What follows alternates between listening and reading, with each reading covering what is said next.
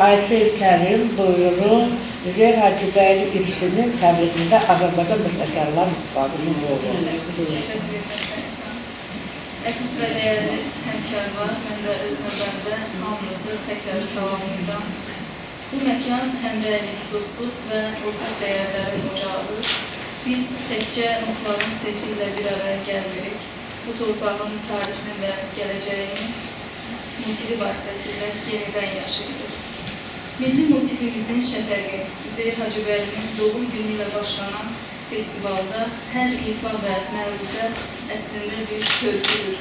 Bir ucu tariximizin dərinliyinə, digər ucu isə sabahımızın işıqlı üstünə aparır. Musiqi bu torpaqda yalnız sənət deyil, həm də kimliyimiz, birliyimiz və əbədiyyətimizdir. Və bu əbədiyyətə körpü salan sənət aləminin böyük işığı, Üzeyir bəyin irsi bugün də yüksək səviyyədə yaşadılır. Prezident İlham Əliyev və birinci vitse-prezident Mehriban xanım Əliyevanın diqqət və qayğısı sayəsində Üzeyir Hacıbəylinin dahiyanə musiqi dünyası yalnız Azərbaycanla məhdudlaşmır, bütün bəşəriyyətin mənəvi sərvətinə çevrilir.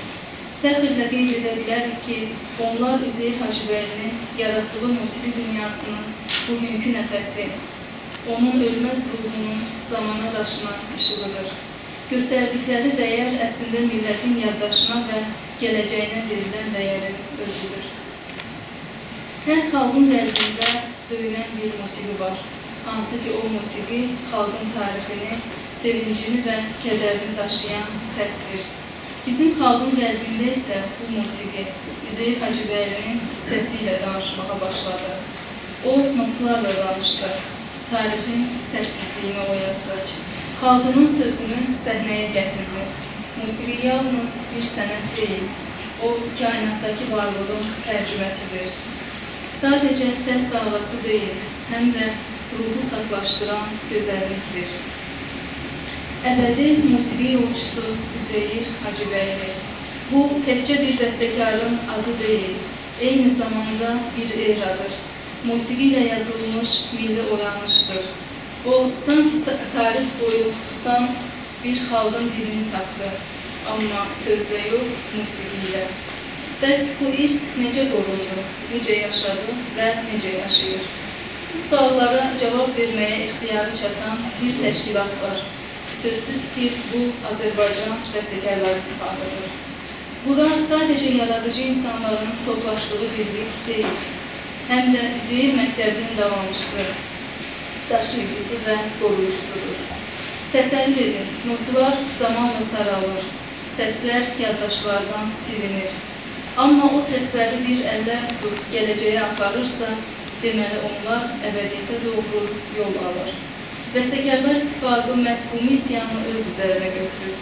Dahi bəstəkarın ruhunu yalnız musiqidə deyil, ümumi sənət anlayışında yaşatmağa çalışır. Bəstəkarlar İttifaqı dediyimiz kimi onun estetik düşüncə sistemini yaşadır. Çünki o, musiqi ilə xalqına milli özünü də aşılayırdı. İttifaqın təşkil etdiyi layihələr, hər yubiley, hər konferans, hər musiqi gecəsi sadəcə tədbir deyil. Onlar bir xalqın səsinin təzələnməsi və yenidən eşidilməsi üçündür.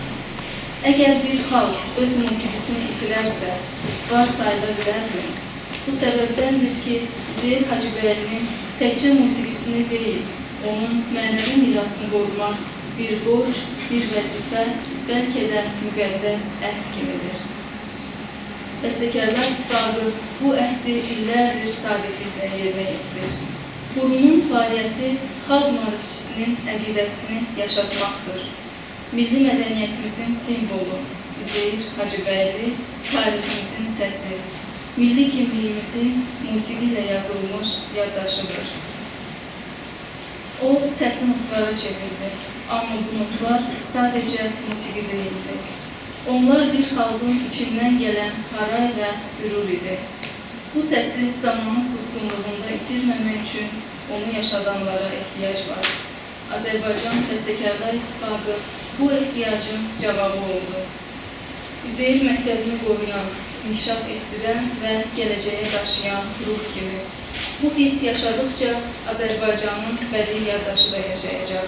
Səhnələrdə, könüllərdə, vətənin hər zərrəsində. Hüseyn Hacıbəyli musiqini millətin ürəyinə yazdı.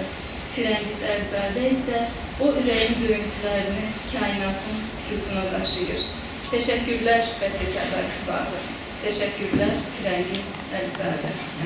Teşekkür ederim. Təvazökarlıq Bu yani çıkış oldu bir şehir oldu, güzel bir şehir oldu. Şair. Biz bilirik ki Aysel Hanım hem şairdir, hem bestekardır, hem güzel hanımdır, hem çok böyle